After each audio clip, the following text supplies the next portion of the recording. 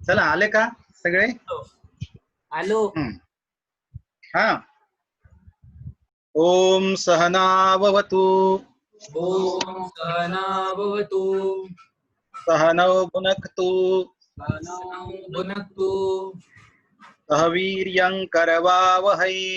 सह वीर्यं करवावहै. तेजस्विनावधीतमस्तु तेजस्विनावधीतमस्तु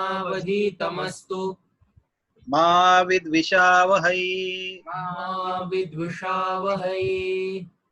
ओम शांति शांति शांति. ओम शांती शांती शांती. चला करायचं सुरू. हो. काल आपण जे पाहिलं की द्वे विद्या वेदितव्येतु शब्द ब्रह्म परंचयत शब्द ब्रह्माणि निष्णातः परम ब्रह्माधिगच्छति. दोन विद्या या जाणून घेण्यासारख्या आहेत. कुठल्या? तर एक शब्द ब्रह्माची विद्या आणि दुसरी परम ब्रह्माची विद्या. जर याच्यामध्ये असं सांगितलं की शब्द ब्रह्म विद्येमध्ये जो पारंगत होतो तो परब्रह्मापर्यंत जाऊ शकतो, परमात्म्याला जाणू शकतो. या सगळ्या गोष्टी आपण काल पाहिल्या आहेत. त्याचा थोडक्यात एक आपण पाहूया की नेमकी आत्मविद्या काय. तर एकनाथी भागवतामध्ये एकनाथ महाराजांनी जे सांगितलं की ते छेदोनी जीवाची बाधा, आपल्याला जी जीवाची बाधा झाली आहे तो मेळविजे चिदानंदा, ती नाव शुद्ध आत्मविद्या येर ते अविद्या सर्वही. जी जीवाची बाधा छेदते तिला म्हणायचं आत्मविद्या. आपल्याला चिदानंद चैतन्यशील आनंद मिळवून देते त्याला म्हणतात आत्मविद्या. बाकी सगळी अविद्या आहे. जे निरसिका अविद्या ते बोलीजे शुद्ध विद्या. आता या बाकीच्या अविद्यांची जी निराश करते ती आहे शुद्ध विद्या. येरी शास्त्रादी 14 विद्या. आता शास्त्रादी ज्या 14 विद्या सांगितलेल्या आहेत त्या सगळ्या अविद्या आहेत.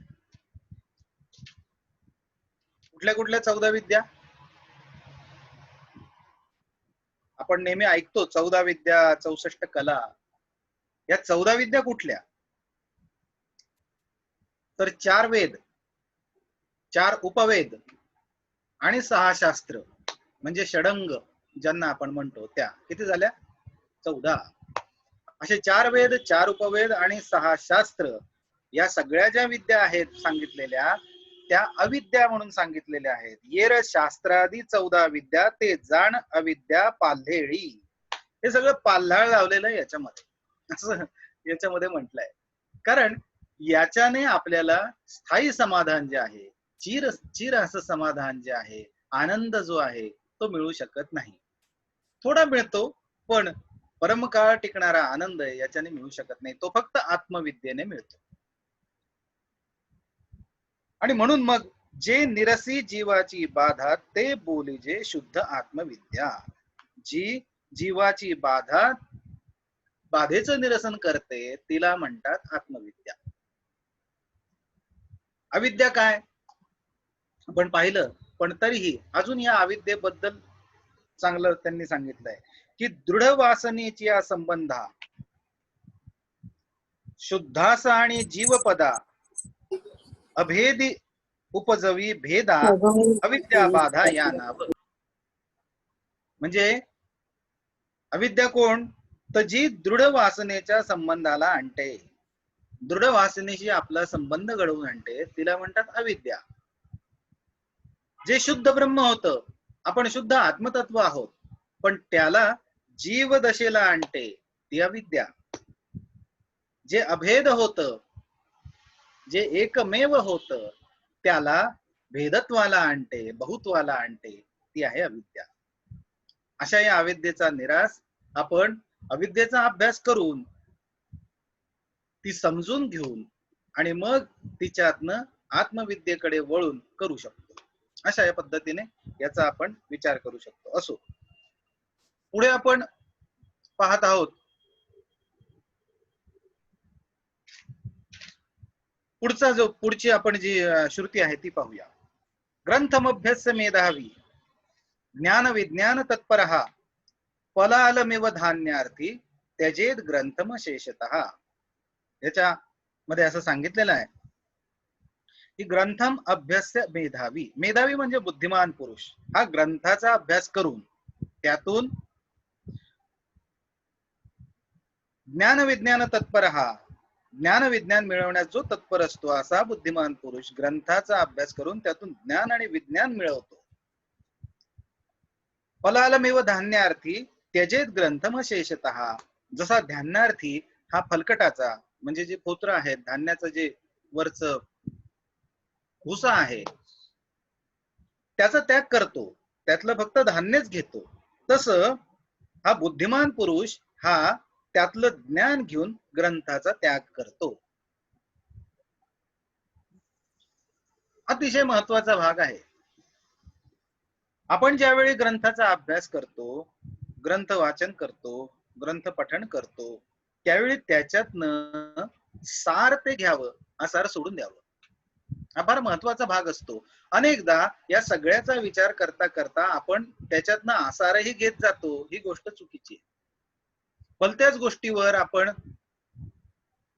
तर्क करत बसतो, नको त्या गोष्टीचा जास्त उहापोह करत बसतो, त्या गोष्टी सोडण्यापुरत्या आहेत. उदाहरण म्हणून एखादी गोष्ट सांगितलेली आहे तर ती उदाहरण म्हणून समजून घ्यावी आणि उदाहरणापुरतेच तिचा उपयोग करून ते तत्व समजून बाकीची गोष्ट सोडून द्यावी, हा भाग महत्वाचा आहे. डबक्यामध्ये दिसणार चंद्राचं प्रतिबिंब मळत का नाही? मग ते तर तसं दिसतं, मग ते तर हालत असतं, मग त्याचा उपयोग काय? मग तिथं कसा तो छिन्न विछिन्न दिसतो, मग तसा चंद्र होतो का? मग तसं आत्मतत्व होतं का? कशाला पाहिजे या गोष्टी? एक चंद्र असतो, त्याचं प्रतिबिंब डबक्यात पडलेलं आहे, तसं अनेक डबक्यात पडतं. तसा एक आत्मा सर्व जीवात्म्यामध्ये प्रतिबिंबित होतो, ही गोष्ट समजण्यापुरतच त्याचा उपयोग करायचा, यद्यपि ते सोडून द्यायचं. पण अनेकदा आपली जी तरकट बुद्धी असते ती मात्र भलत्या गोष्टींमध्ये घुसत जाते, नको त्या गोष्टींना जास्त महत्व देत जाते. हा जो विषय आहे हा विषय आपण समजून घेतला पाहिजे आणि म्हणून इतर जो ग्रंथ आहे तो आपण सोडून दिला पाहिजे. जसं हरिपाठामध्ये म्हटलेलं आहे की मंथुनी नवनीता तैसे घे अनंता, वायावर्थ कथा सांडी मार्गू. आपण जसं ताक घुसळतो, दही घुसळतो, त्याचं ताक करतो आणि या ताक करता करता त्याच्यातनं जे लोणी येतं ते सार सार बाजूला काढतो, बाकीचं ताक आपण बाजूला ठेवतो, त्या लोण्याचं पुढे तूप करून ते आपण वापरतो. लोणी हे सार आहे. तसं या ग्रंथामध्ये अनेक गोष्टी सांगितलेल्या असतील पण त्याच्यातनं महत्वाचं सार ते घ्यावं.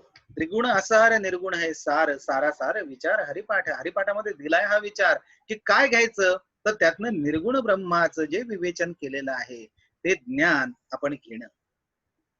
बाकी सगुण ब्रह्माचं किंवा त्रिगुणात्मिका माया जी आहे तिचं वर्णन केलं असेल, अनेक भावभावनांचं वर्णन केलेलं असेल, बाकीची त्यांची नावं काय, त्यांची वंश परंपरा काय आणि बाकी या सगळ्या गोष्टी काय, इतर सगळ्या अनेक गोष्टी सांगितल्या असतील तर त्या तात्पुरत्याच लक्षात घ्याव्या, त्याच्या पुढे त्यांच्या खोलामध्ये जाण्याचा जास्त प्रयत्न करूच नाही, कारण त्याच्याने आपण भरकटत जातो. आपल्याला जायचं कुठे आहे ती दिशा आपली पक्की असली पाहिजे. आपल्याला आत्मतत्वाकडे जायचंय किंवा परमेश्वर तत्वाकडे जायचंय किंवा ब्रह्मतत्वाकडे जायचंय. आपल्याला चिर शांती हवी आहे, आपल्याला आत्मज्ञान हवं आहे, आपल्याला परम सुख हवं आहे, तर आपल्याला हे जे बहुविध झालेलं मन आहे त्याला आवरलं पाहिजे. अनेक विषयांमध्ये जे आपण घुसत जातो त्या बुद्धीला आवरलं पाहिजे, त्या बुद्धीला विवेकी करून एका ठिकाणी आणलं पाहिजे आणि एका विचाराच्या दृष्टीने आपण मार्गक्रमण केलं पाहिजे. असं ज्यावेळी आपण करू त्यावेळी योग्य ठिकाणी जाऊन पोहोचतो. त्याच्यासाठी ही गोष्ट सांगितली की त्याचेत ग्रंथम शेषतः. जसं फलकटाचा धान्यार्थी त्याग करून टाकतो तसा या ग्रंथाचा आपण त्याग करून टाकावा. आता ज्ञान काय याच्यामध्ये म्हटलंय बघा की ग्रंथम अभ्यस्य मेधावी ज्ञान विज्ञान तत्परहा, या दोन गोष्टी इथे सांगितल्या गेल्या.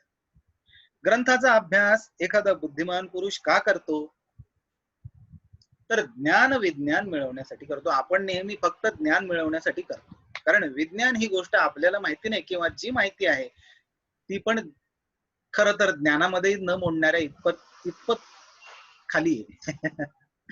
सध्याचं जे विज्ञान आहे ते आपल्याला एकाग्र करण्याऐवजी बहुआग्र करतं, आपल्याला मायेमध्येच नेऊन सोडतं, आपल्याला मनामध्ये संभ्रम निर्माण करत जातं, आपल्याला ज्या योग्य गोष्टी आहेत त्याच्यापासून परावृत्त करतं, आपल्याला व्यसनामध्ये वळवतं. असं जे विज्ञान आहे ते सोडलं पाहिजे. फार त्याच्या फंदात पडता कामा नये, कारण ही भौतिक विद्या आहे आणि भौतिक विद्या जी आहे ती आपल्याला सुख देणारी नाही, आपल्याला परमज्ञान देणारी नाही. त्यामुळे आपण तिच्या बाबतीमध्ये फार अडकता कामा नये. दुर्दैवाने आपण त्याच विद्येमध्ये जास्त अडकत चाललो.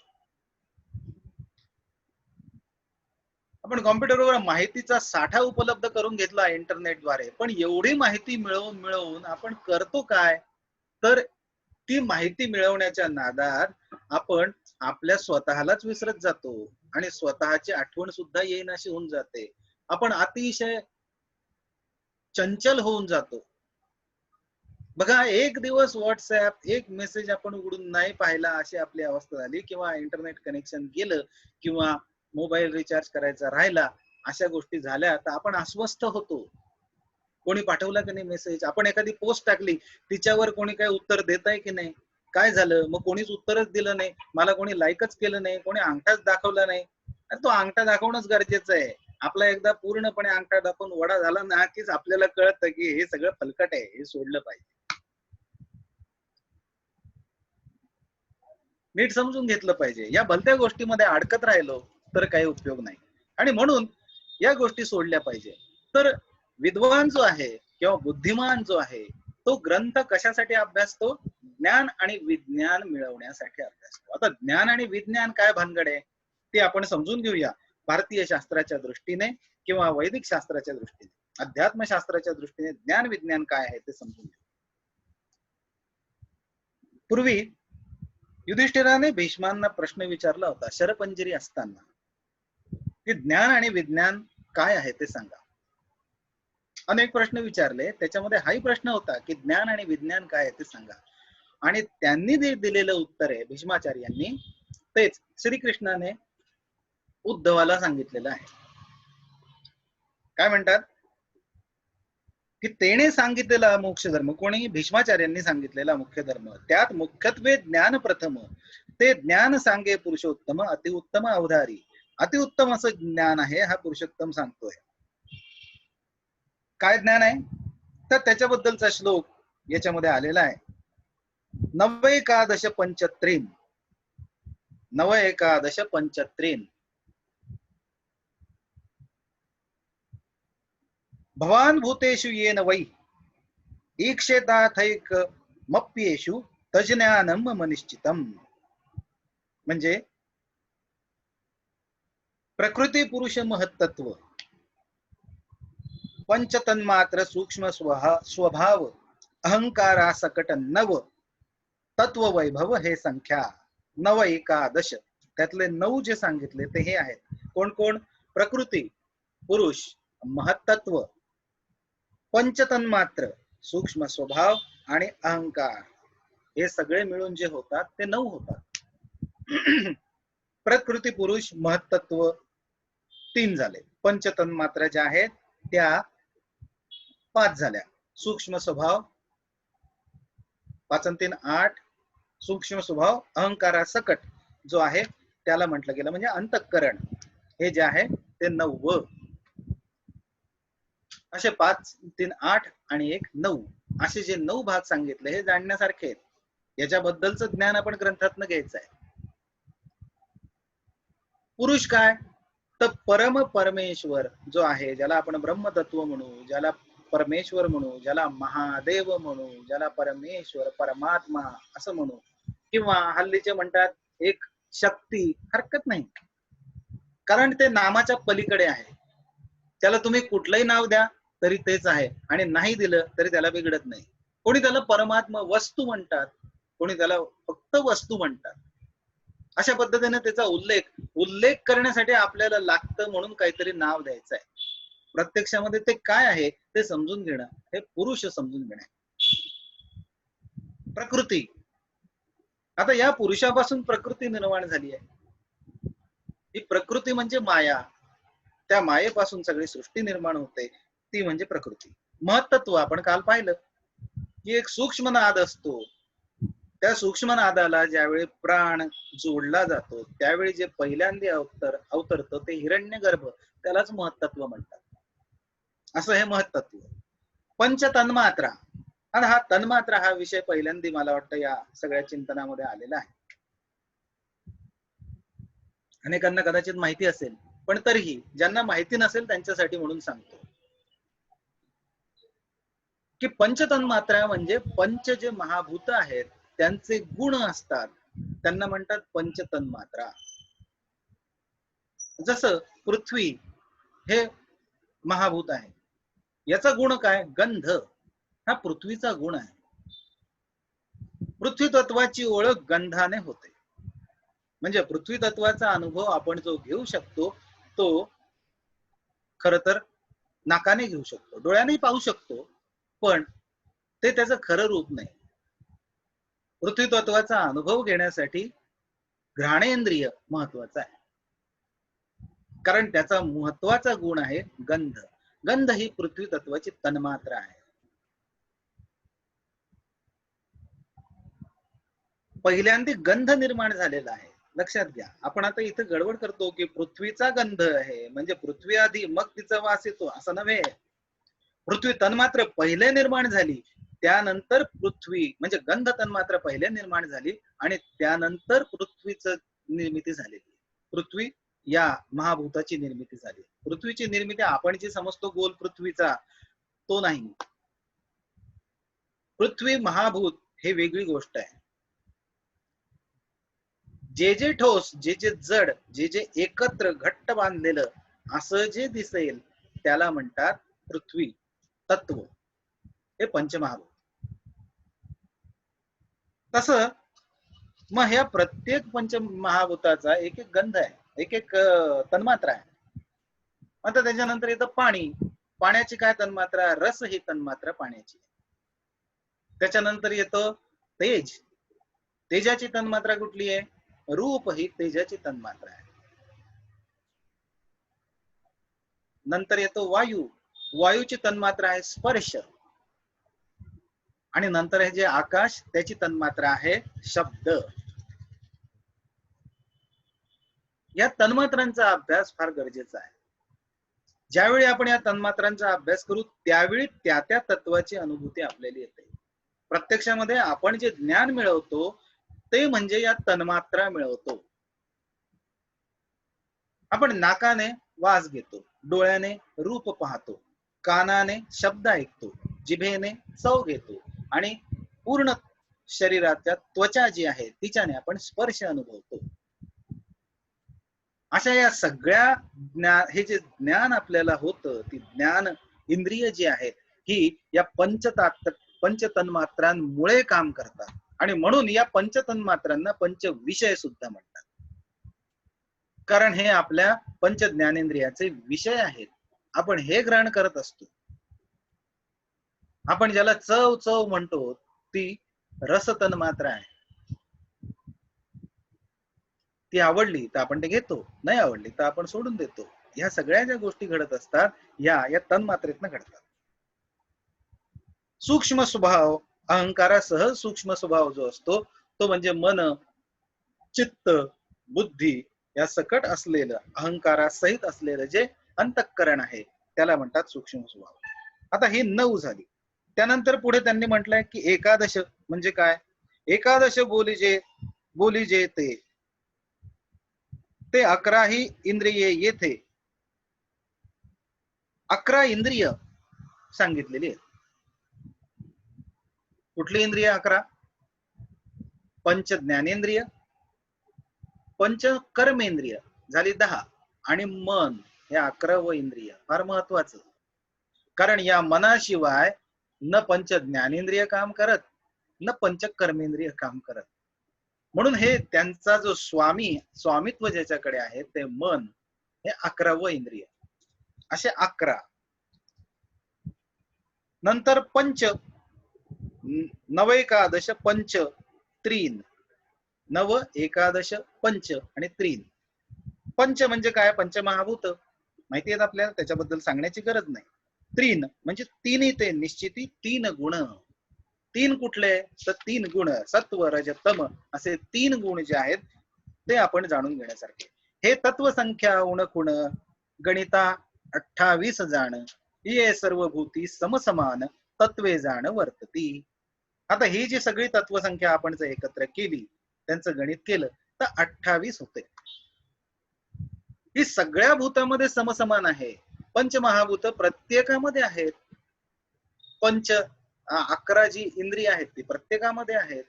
त्रिगुण प्रत्येकामध्ये आहेत. आणि आधीचे 9 सांगितलेले जे आहेत ते पण प्रत्येकामध्ये आहेत. प्रकृती आहे, पुरुष आहे, महत्त्व आहे, पंचतन्मात्रा आहेत आणि सूक्ष्म स्वभावाचं अंतःकरण आहे, अहंकार आहे. असं हे सगळं प्रत्येकामध्ये समसमान आहे. अशा तऱ्हेने ही तत्व वर्तन करतात. आपल्या या सगळ्या सृष्टीमध्ये ही तत्व आहेत. हिरण्यगर्भादी स्थावरात तत्वे समान गा समस्त, अधिक उणे नाही येथ जाण निश्चित उद्धवा. आता या सगळ्यामध्ये आता हिरण्यगर्भादी स्थावरात, इथे जे हिरण्यगर्भ म्हटलंय ते म्हणजे सूर्याला म्हटलंय. या सूर्यामध्येही अशीच तत्व आहेत आणि इतर स्थावरांमध्ये सुद्धा हीच तत्व आहेत. ही समस्त तत्व अधिक उण इथे काही नाही. ही सगळी तत्व सगळ्यांमध्ये सारखी आहेत.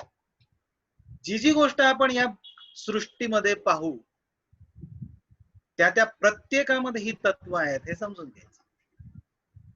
त्याशिवाय त्याला निर्मितीच नाही अशी गोष्ट आहे.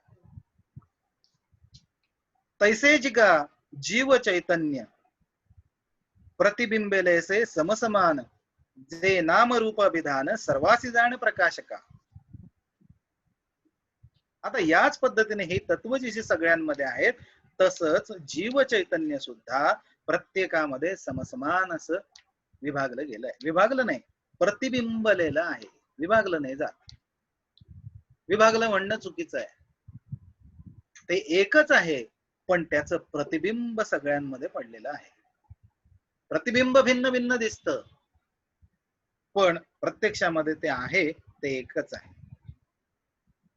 पुढे त्यांनी म्हटलंच आहे कसं एक आहे तर थिल्लरी विहरी सागरी, चंद्रमा प्रतिबिंब समचिधरी. थिल्लर म्हणजे डबक, विहीर, सागर या सगळ्यामध्ये चंद्रमा जसं समप्रतिबिंब धरतो तेवी ब्रह्मादी मशकवरी जीवत्व शरीरी साम्य समसाम्ये. त्याचप्रमाणे ब्रह्म असू दे नाही तर एखादी माशी मशक असू दे, डास असू दे, कोणी असू दे, त्या सगळ्यांमध्ये हे जे जीवत्व आहे ते सम आहे. प्रत्येकामध्ये तसंच आहे. ही गोष्ट फार महत्वाची. हे समजून घेणं जे आहे याला म्हणतात ज्ञान. एरवी आपण शाळेमध्ये जातो, कॉलेजमध्ये जातो आणि बाकी सगळं जे शिकतो ते ज्ञान या कॅटेगरीमध्ये पण मोडत नाही बरं का. हे फक्त इन्फॉर्मेशन, माहिती एवढ्यामध्येच मोडतं, त्याला ज्ञानही म्हणत नाही. त्याच्याने फक्त आपला उदरनिर्वाह चालू शकतो इतकाच त्याचा काय तो उपयोग, अगदीच क्षुल्लक उपयोग आहे त्याचा. त्याच्यासाठी आपण वयाची 17-18 वर्ष खर्च करून टाकतो आणि आयुष्यभर हे जे ज्ञान मिळवायला पाहिजे ते मिळवतच नाही कधी. असो, भूते समान चैतन्य एकात्मता देखते देखणे जाण, या नावगा शुद्ध ज्ञान माझाही जाण हा निश्चय असं म्हटलंय. म्हणजे काय? आता या सर्व भूतांमध्ये समान असं चैतन्य आहे आणि त्या चैतन्याची एकात्मता पाहणं याला शुद्ध ज्ञान म्हणतात. म्हणजे हे ज्ञान वेगळं आपण आधीच पाहिलं ते. आता या सगळ्यांमध्ये समानता पाहणं हे खरं शुद्ध ज्ञान आहे. आपण नुसतं ज्ञान पाहतो पण त्याच्यामध्ये समानता पाहत नाही किंवा आहे हे समजूनही घेत नाही तर शुद्ध ज्ञान नाही, मग ते अशुद्ध ज्ञान आहे. आता विज्ञानाचे लक्षण तुझं मी सांगेन संपूर्ण. आता श्रीकृष्ण म्हणतायत की तुला विज्ञानाचं लक्षण सांगतो जे भीष्माचार्यांनी सांगितलं होतं युधिष्ठिराला. पूर्वी देखते नि स्वभावे व्यापक वस्तुनिये सर्वे व्यापिली असती देहादी तत्वे हे मानी जीवे भावे निश्चित. जसं आकाश हे प्रत्येक वस्तूला आत आणि बाहेरून व्यापून उरलंय, प्रत्येक वस्तूला आपल्याला समजून येत नाही, पण आपण जर एखादा घट घेतला, एखादा डबा घेतला, एखादी वस्तू बादली वगैरे घागर आहे अशी वस्तू घेतली, तर त्याच्या आतमध्ये पोकळी म्हणजे आकाश आहे आणि त्याच्या बाहेर जी पोकळी ते म्हणजे पण आकाश आहे. जसं हे आकाश या वस्तूंना सर्व बाजूंनी व्यापून आहे, तसंच व्यापिली असती देहादी तत्वे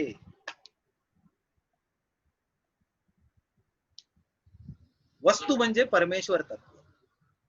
या परमेश्वर तत्वाने ही देहादी तत्व जी आहेत सगळे जे देह आहेत ही अंतर आणि बाह्य व्यापलेली आहेत.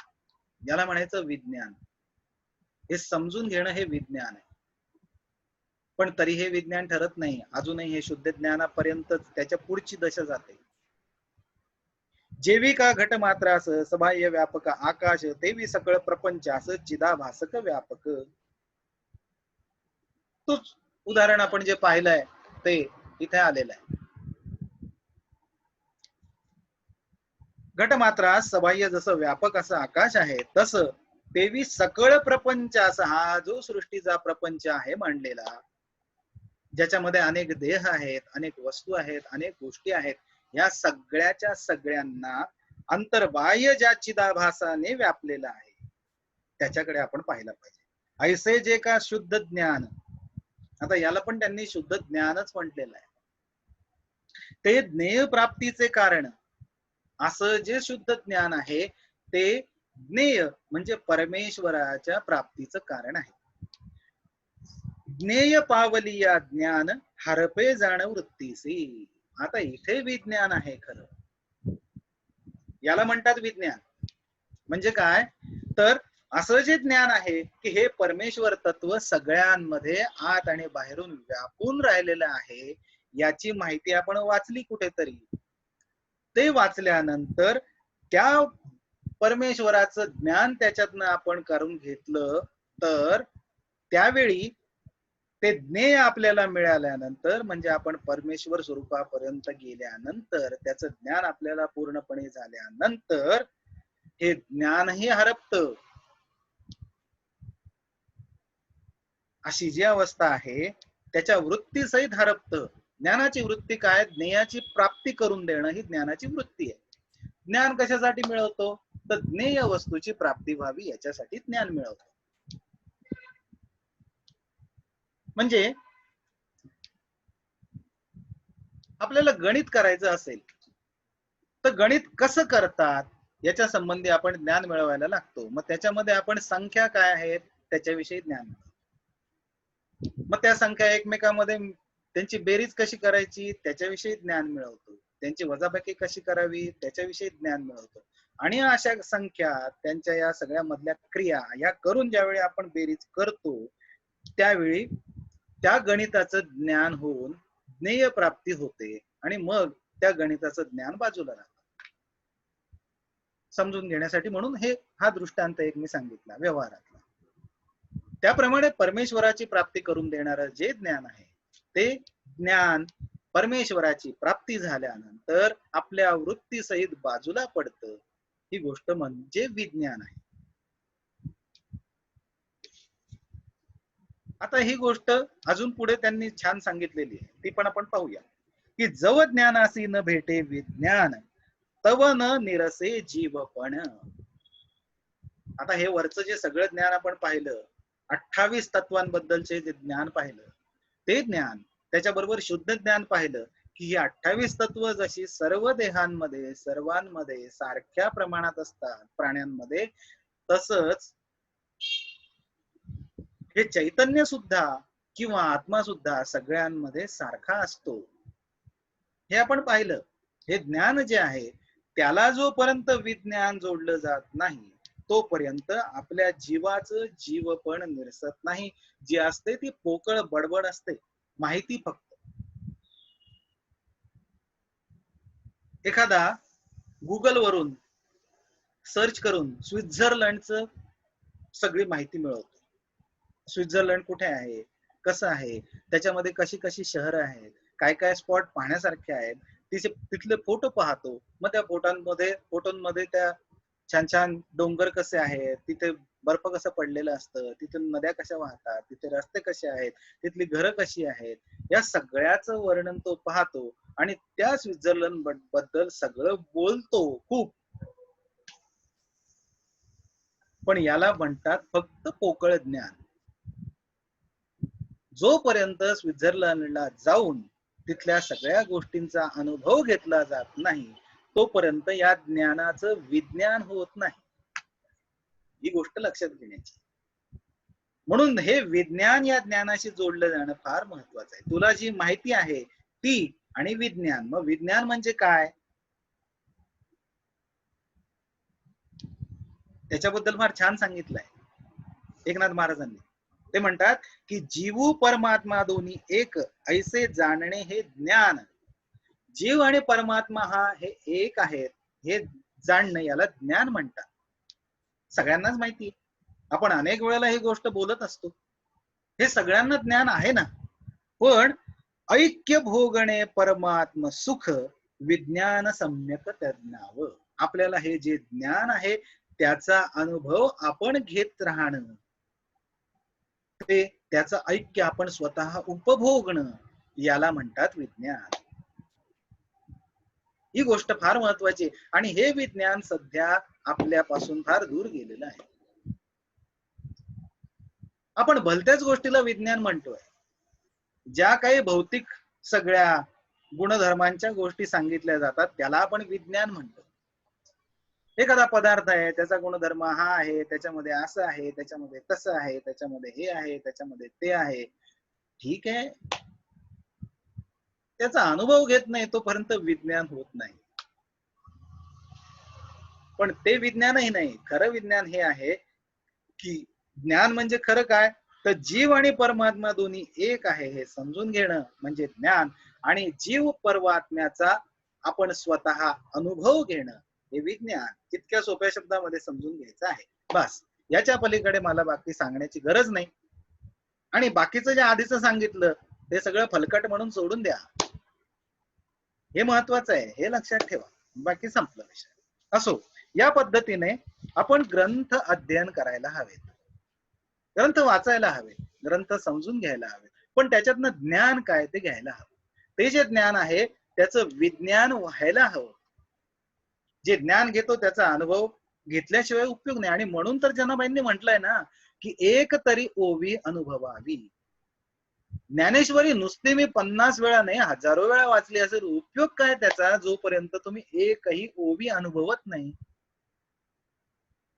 ज्ञानदेवांनी अनेक गोष्टी सांगितल्या हो, पण उपयोग काय. सत्यम परम धीमहि म्हटलं, उपयोग काय त्याचा. जोपर्यंत आपण अनुभव घेत नाही तोपर्यंत त्याचा उपयोग काही नाही. आणि म्हणून अनुभव घेणं हे विज्ञान आहे. ही गोष्ट भारतीय तत्वज्ञानाची फार महत्वाची गोष्ट आहे बरं का, लक्षात ठेवा. इतर तत्वज्ञानामध्ये तुम्हाला या गोष्टी कदाचित सापडणार नाही, पण भारतीय तत्वज्ञानामध्ये ही फार महत्वाची गोष्ट आहे.